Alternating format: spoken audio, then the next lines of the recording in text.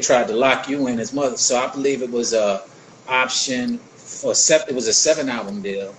Options, related depending on what threshold we met at each album success. So I think if we did like $150, 150,000 albums or better, the first album, we go to the next tier, which would be the second album. The budget increased. We had one of the biggest publishing deals at the time, and we had a nice album deal. And so the album deal would have then, in our second album, I think, transitioned into about 250 to 5. It was increasing. The next one would have been 5 to 1 million, and so on and so forth. So it was, a 7-album deal, all with options. First right or refusal. Can you take us back to that first album? What was your train of thought and the game plan going into the writing process and the overall? What was your vision as far as that album goes? That would be a Brett question, which is my brother. And like I told you, there was no vision. He had 16 bars. He created the vision when he was out there in Philly messing with Joe the Butcher, Chris Schwartz, Jazzy J, Schoolie D, Cash Money, Jazzy Jeff and the Fresh Prince, all the Philly folks. Really, him and Muggs was messing with. It was really Brett. He came up with all of the concepts. The label had a couple of ideas. Like Drums of Steel was a label idea. There was a couple of ideas that the label wanted to have because they wanted a mainstream commercial success. But, then we did half the album. We did most of the album there, but then we went to New York and we worked with Daddy O and folks like that. And we did a different sound over there. So Hit 'Em Again and Half Bouldin, Half Mince, Daddy O did, whereas Joe the Butcher did all of the rest of the album. And Joe and Joe used live instrumentation for the first time. He was one of the first groups to use live instrumentation in bands, and that was due to Joe the Butcher. So a lot of the guidance came through musically through Joe the Butcher. A lot of the lyrical, That's How We Live In, all the themes of the song was Brett. Brett was a songwriter, I was a lyricist. So I was more or less battling folks originally, and so I was a lyricist, Brett was a songwriter. I was still in high school, that's why it was primarily Brett.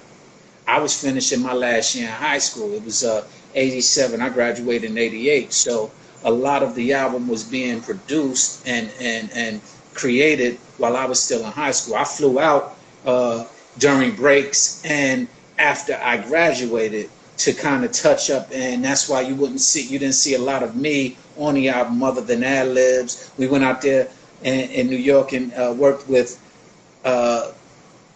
Keith Shockley, Hank Shockley, Eric Vietnam, the Bomb Squad. Basically, that was our first single, Coolin' in Cali, but that was directed by Brett. I came in and did ad-libs because they was pretty much already done with the song by the time I was able to get there. And they wanted me to be a Flavor Flav, and I wasn't. Being so young and an exciting time making that album, can you take us back to some of those sessions? Yeah, I mean, I can take you back because you got to realize we did 2 albums, although one just came out. So the first session is iconic for me because, like I said, I was a lyricist. And it wasn't my dream to be an artist. So we was in the studio doing 783 Will Rock You with Lenny Rivers and Johnny Rivers and Ice-T, and so the track was playing, right? And I got in the booth and I'm sitting there listening, and I had already wrote a rhyme that I was ready to just spit, and that's the rhyme that I spit, but he threw it on and I was like, yo, I put the headphones down. I was like, yo, Ice, do me a favor. Can you turn down that music? Because it's getting in my way. I can't hear what I'm saying. So that was a iconic, thing that I did that I remember. Ice looked at me, yo, did you hear what you just said? I said, yeah, turn down that music, man. It's in my way. And so that just shows how premature I was to the music industry. And that was the first session I had ever been in. And so I never had been in the studio. Like I said, I was just be on stage, or I'd be battling folks around my neighborhood before I even came to LA. And so when I went there to get in the booth, I was on some old, yo, can we remove that music? Because, you know, because I was a lyricist. So that's one story. Another story, in 783, Eric and Keith Shockley was really the person who was primarily there when we was doing Coolin in Cali. Now, Keith and they wanted me to just, you know, because I wasn't because I was a lyricist, when I would write, I needed to be perfect. And so my brother, on the other hand, he was just like, yo, he was straight up, he could go off the top of his head, his voice was commanding, so he had no issue.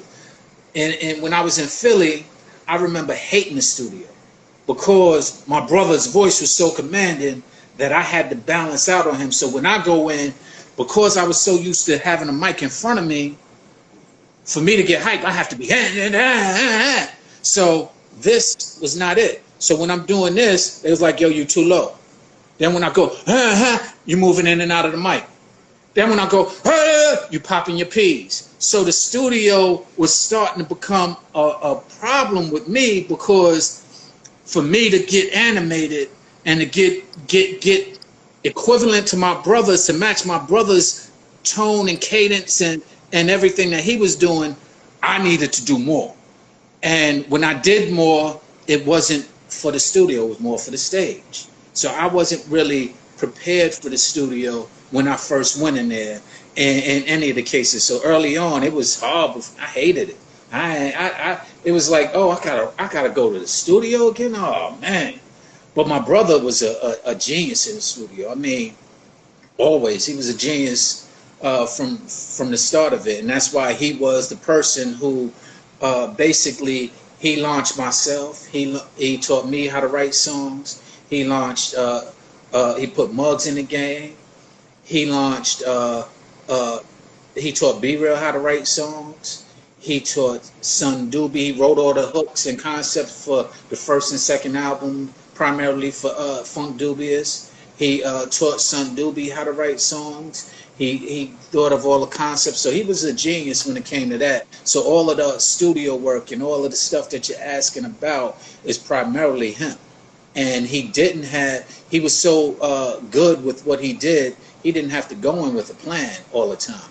The plans was when they wanted us to do a specific song, like they wanted us to do a song about life. That's how Mad Mad World came up. They, you know, because we did Mad Mad World, they didn't ask for why. That was just something that they all came up with. It was Johnny, Linda Nevers, and my brother in the studio building on that. And that was just, it was at a time when Colors had just came out, and the gang violence was just increasing, and it was becoming more and more of an issue and getting more and more public attention. So there was a lot of emphasis on the gang culture and how it was being dealt with in the hood. So what happened was those were songs that were inspired and that were designed. Now, Coolin in Cali, that was just the thing. Now, to take you out of the studio, but to give you some more insight on where the labels could have gone, Coolin in Cali was our first single. They didn't do a video for it. That would have been the easiest video to do, the most impactful video to do, and then they could have followed up with Drums of Steel, which was more of a mainstream and more of a different type of song, and it would have allowed 783 to be a lot more successful, but the label didn't know what they were doing at the time, and they were afraid to invest into a video because it was their first time ever doing anything hip-hop. So that I could tell you. And then, like I said, some other studio sessions. I remember being in a studio session on our second album of Principle. I told you about the first album with Popping the Peas and Hating It. Well, the second album, I was a little bit more comfortable. I remember being in the studio with Prince Paul. I used to take the train up to I think it was Green Studio Green. It was Green something. I forget what it was. Green something Studios. And I remember Paul coming in there, and I was carrying a gun at the time. And I remember Paul coming in there, and I was sitting there cleaning out my gun. And he looked at me like, "Yo, what the fuck? What are you doing?" And I was like, "No, I'm just." And so I remember that specifically because it was odd to him, but it was normal to me because I was coming from East New York, going to the studio, and so that was just what I was trained to do. So when he saw it, he was like, "Yo, what's going on?" So I remember that there's a lot of studio sessions that I can go into. I remembered what Mello told you about when he got signed, or when they asked him to, or they offered him to do a single for for Delicious Vinyl. I remember that studio session. I remember being in the studio on our second album with Spider-Man and Freeze. And Hiram Hicks came in the studio, and he was like, "Yo, what y'all doing?" And we kind of got into it, because he was managing Spider-Man and Freeze, which, by the way, he robbed him, if you ask me. Separate note, but anyway, for Poison and all that. Yeah, I'm putting it out there, but nonetheless, I remember getting into that with him. I remember going to Mug's crib when he was roommates with Aladdin, and a lot of the West Coast hip hop scene used to go through the Coolio, Aladdin, a lot of the cats. Muggs was from out here, so he knew a lot of them cats. He was the Blood, they was Crips, and they was building some stuff. So yeah, I remember a lot of those sessions. Nothing specific, but all in general. Can you take us back to your favorite tour lineup and a favorite tour memory around this time? Favorite tour lineup was Salt and Pepper, Guy, Kwame, Kid and Play, and us. We was on a tour, and we went to several different places. We were doing spot dates while we was on that tour, and some of the spot dates included opening up for Frankie Beverly and Maze. I remember that specifically in Peoria, Illinois. I remember doing stadiums with that lineup that I just told you, and just going to places where some of my people have been, and Alabama, for example. Some of my people from East New York moved down to Alabama, and I hooked up with Lee John, God rest his soul, and we was out there, and that was the first time I had seen him since I left East New York. He was running wild in Alabama, and so I remember that. But I also remember opening and doing shows with MC Hammer. We first did a showcase with MC Hammer, and MC Hammer was a great. We were good. We were great performers. MC Hammer had an excellent, great show. More than what we could have imagined. He had, and this was prior to him blowing up. This was when we was doing a showcase for MTA, and because we had Geffen had merged with MCA, so we was now on MCA, and we was doing a showcase for all of the Warner Brothers distribution, which was Warner Electra Atlantic at the time, and we was doing a showcase for all of the distributors and all of the retailers. And Hammer was on that show, and man, he didn't have the entourage he had, but he had the show he had, and he was incredible. And we was like, "Yo, money's nice." And then sometime later, maybe a year later, when he started blowing up, we was able to open up for him on stadiums. So I remember that. I remember some of Bobby Brown Dance 357 was our people. Clausia was our people. My brother and used to know everybody. So I remember that. I remember opening with PE, Public Enemy. I remember doing shows with PE. I remember, as a matter of fact, here's one of the more distinctive stories you might have heard about, because I mentioned it before. We was in Seattle, Washington. Bunch of college kids. We was opening for Public Enemy. So we was on, and we was doing Drums of Steel and Coolin' and Cali and things of that. And there's this one white kid in the front row saying, Lucifer, Lucifer. We were sitting there looking like, huh? And he was, Lucifer, Lucifer.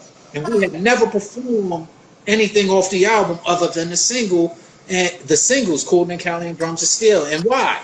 So, Lucifer, Lucifer. But we had everything to perform. So we looked at Muggs. He's like, yo, Mug, throw on Lucifer. And Lucifer is a song that my brother just went in on. I don't know if y'all ever heard it, but it was a song called Lucifer. Like, world, wake up, can't you see what's going on? We all live in sin and say the other man is wrong. But yo, in the 80s, this world wanted home, because man hates himself, but he loved the battle zone. He went in. And so this guy was Lucifer. So we did it. Brett did it. And he killed it. He was walking off stage, and Chuck was like, yo, that's the dopest shit I've ever seen. So coming from, this is the group we're opening for. And another funny story, going to the airport, we get there, right? And we get ready to go on the plane. Flav, he pulls up in a light blue Corvette, parks in front of the Corvette, jumps on the hood. Yeah, boy, doing his favorite Flav dance. Yeah, on the top of the Corvette, jumped off the Corvette. This is the first time we met him. Jumped off, no, the second time we met him. Jumped off the Corvette, went into the terminal, left the car there, like getting told was his parking. So that was a story that I remember on that tour. And that's the show that we was going to in Seattle.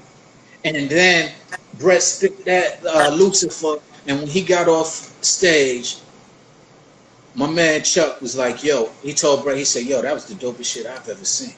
And coming from Chuck D from PE, and they had a great show.